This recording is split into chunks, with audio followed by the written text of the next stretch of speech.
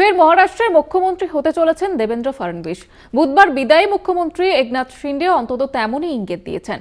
ফলে গত শনিবার ভোটের ফল প্রকাশিত রাজ্য মুখ্যমন্ত্রীর কুর্সিতে কে বসবেন তা নিয়ে বিজেপির সঙ্গে শিন্ডেপন্থী শিবসেনার যে টানাপোড়েন চলছিল তা শেষ হতে চলেছে। বিজেপির মদতে শিবসেনায় ভাঙন ধরিয়েছিলেন একনাথ শিন্ডে। উদ্ধব ঠাকরের মহাবিকাশ আঘাড়ি সরকারের পতন ঘটিয়ে দলের সিংহভাগ বিধায়কদের নিয়ে বিজেপির সমর্থনে সরকার গড়েছিলেন শিবসৈনিক একনাথ শিন্ডে। উপমুখ্যমন্ত্রীর পদে বসেন দেবেন্দ্র ফডনবিস।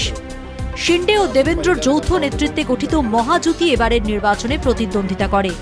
উদ্ধবপন্থী সেনা, এনসিপি ও কংগ্রেসের জোট মহাবিকাশ আঘাড়িতেও বিধানসভা ভোটের মুখে ভাঙন ধরায় শাসক জোট। এনসিপি ভেঙে অজিত পাওয়ার শিন্দে শিবিরে যোগ দিয়ে উপমুখ্যমন্ত্রী হয়েছিলেন।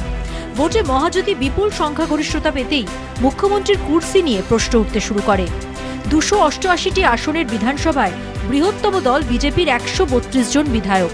শিন্ডে শিবসেনার বিধায়ক সংখ্যা 57 হলেও যেহেতু তাঁকে সামনে রেখেই মহাজোটী গঠিত হয়েছিল, তাই এই পদের দাবিদার ছিলেন একনাথ।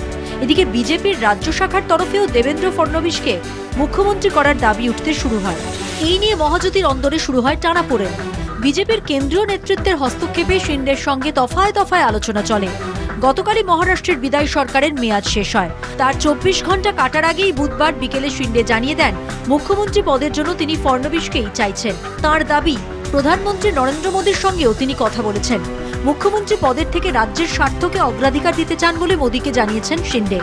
মহাজোটীর তরফে আনুষ্ঠানিক ঘোষণার আগেই যেভাবে সমাজ মাধ্যমে শিন্ডে মুখ্যমন্ত্রী পদের দাবি থেকে সরে আসার কথা নিজেই কবুল করেছেন, তাতেই স্পষ্ট নাগপুরে দেবেন্দ্র ফডনবিসই মহারাষ্ট্রের পরবর্তী মুখ্যমন্ত্রী হতে চলেছেন। কলকাতা টিভি।